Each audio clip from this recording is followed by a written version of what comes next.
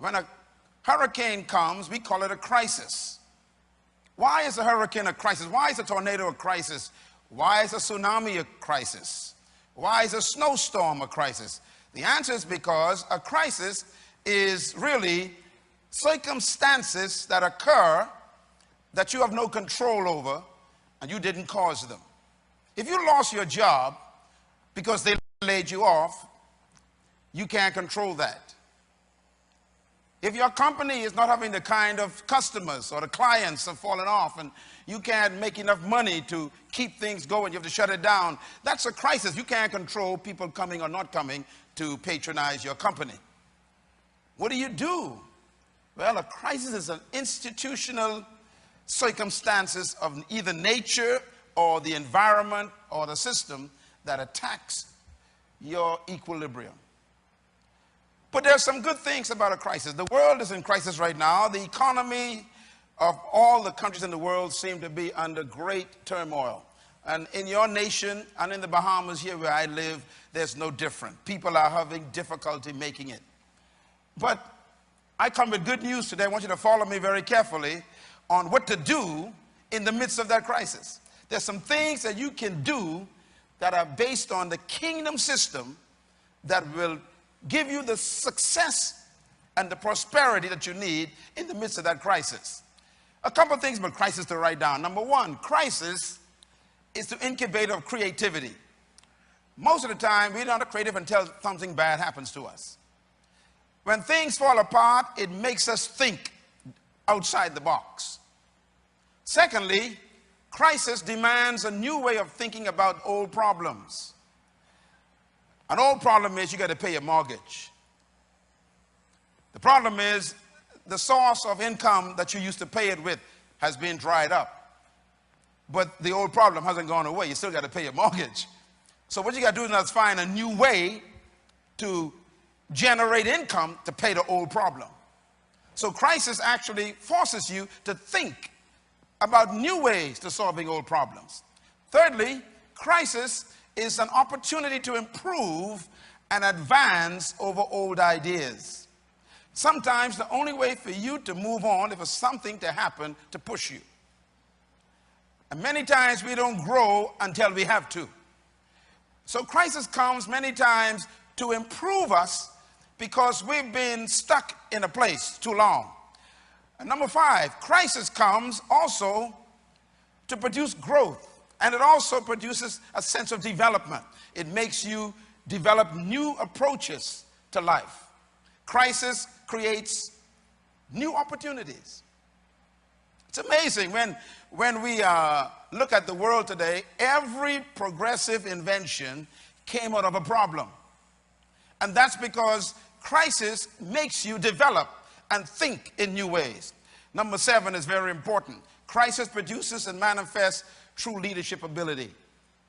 No matter how much you would like to claim to be a leader, only crisis proves it. You are not really a leader in good times. Anybody can lead in good times. Leadership is tested and proven when there is a crisis environment. So crisis comes to test to see if you are as mature as you claim to be. You've been telling people how good God has been. Let's see how good he is when things fall apart. You've been telling me how much faith you got. Well, let's see what kind of faith you have when there has to be situations where things don't look too good and you're not sure how you're going to make it in the morning. In other words, crisis comes to test your leadership ability. Another definition of crisis is that crisis ignites the passion for a renewed vision for your life. Crisis takes you back to what God told you from the beginning. Sometimes you stray away and God got to pull the rug from under you to get you back on the floor. And many times a crisis will take you back to the original idea that God told you from the beginning, and it's called your original vision. And this is one of the good things about a crisis. It takes you back to your passion. Now, I want to therefore talk a little bit about the benefits of crisis. There's a statement made by Shakespeare. You all know Shakespeare, the great playwright. Shakespeare said these words. I love it. He says, "Sweet are the uses of adversity." Say that with me. Sweet are the uses of adversity. That's a deep statement. In other words, he's telling us when things are adverse, when things are in crisis, don't panic, use them. Use them for the positive result. Everything that happens to you could be used to produce something good. That's amazing. Everything. So Shakespeare caught on to something. He realized in his own thinking that adversity can be used to benefit the one under the adversity. The richest man, one of the richest men in America, his name is John Huntsman.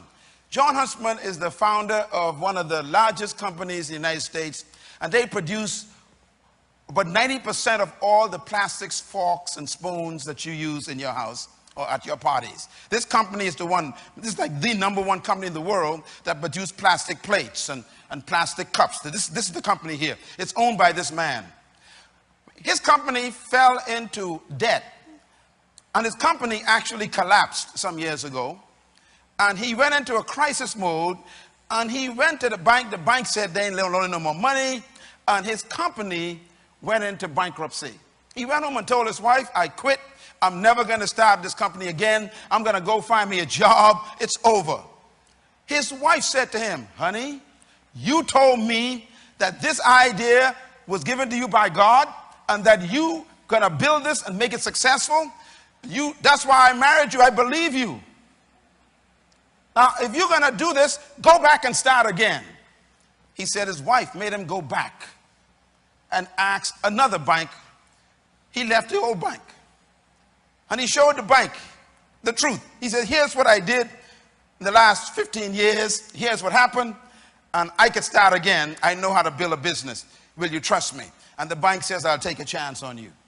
He had no credibility, no assets, just a record that he built a company. The bank took a chance on him. And he began to start the company again. Today, the company is worth over $14 billion. He ran for the president of the United States during the time of Obama. If you remember this man's name, he's one of the candidates for the president of the United States. Billionaire. Here's what he said as a result of his crisis. I quote, if there is a silver lining to bad times, it is this: when facing severe challenges, your mind is normally at its sharpest. End quote.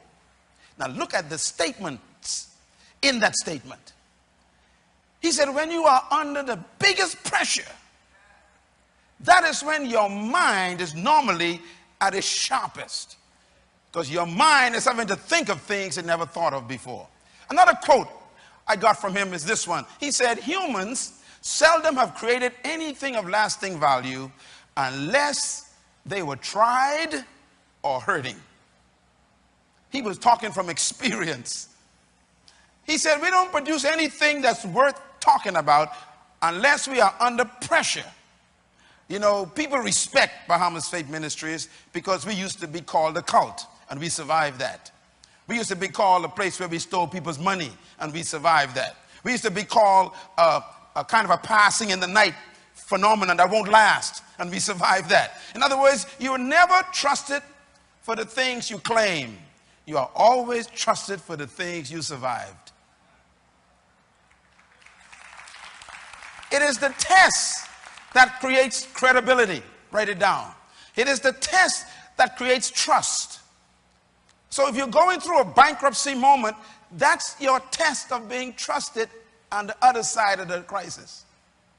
In other words, you never think that a crisis comes to conclude your life. It comes to give credibility to your life. Whatever you are making through the troubles right now, what you're going through, is going to give you the respect of other people observing you. There are people who are praying that you fail, and then they'll trust you when you don't. Weird people in the world. They hope you won't make it, and when you make it, they congratulate you. So therefore, don't listen to the naysayers. Accept the test as part of you becoming a successful person. Successful people are always survival testimonies. They weren't born successful. Success is a result of going through a furnace, sleeping with lions, being torn apart, being ripped apart, being criticized and attacked. Success is what people think of you after they try to kill you. This is success. Matter of fact, let me just put it this way. Let me define a crisis in detail for you. A crisis is literally a circumstance